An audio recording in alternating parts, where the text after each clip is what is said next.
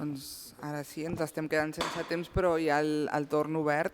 Si us sembla, començaríem per les dues regidores que encara ens acompanyen. Hi ha hagut dos regidors que han hagut de marxar. El micro, mira, ens ho porten aquí. Victòria Alsina i després la Carol Recio. Moltes gràcies.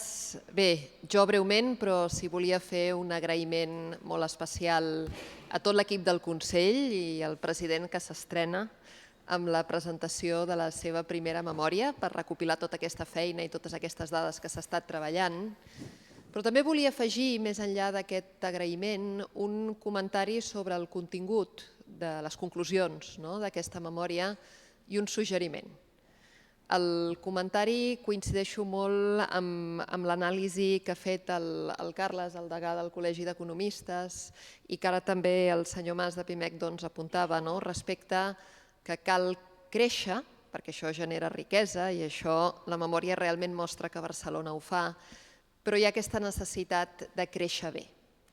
I aquí com una aposta de corresponsabilitat entre els ens públics i els ens privats a efectes de fer una aposta definitiva pels sectors que són estratègics, per donar suport a pimes i autònoms que representen una bona part del nostre teixit i que això es tradueixi en uns llocs de treball ben remunerats que donin unes oportunitats de futur a tothom. D'aquesta part, el doctor Rojo em sembla que en té bastant coneixement i bastantes idees.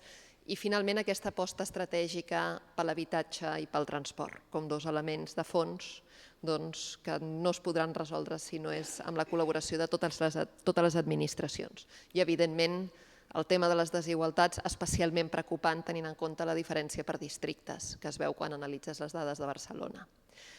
En aquest sentit, un suggeriment que en el seu moment li vaig fer a l'anterior president, el Francesc Castellana, que em sembla que ha marxat però estava aquí, i que volia també traslladar a la presidència actual, és el tema que amb aquesta qualitat de dades i aquesta transversalitat que hi ha féssim un impuls definitiu perquè aquesta memòria incorporés, que ja ho fa una part però més i millor, dades en clau metropolitana i dades en clau de país en xarxa.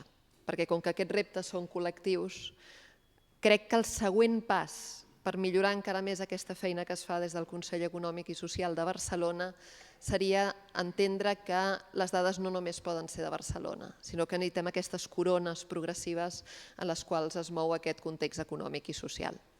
Per tant, dit això, moltes gràcies i hem de fer tots plegats que aquesta memòria i les dades que conté arribin a tothom perquè és dades importants i dades útils. Felicitats.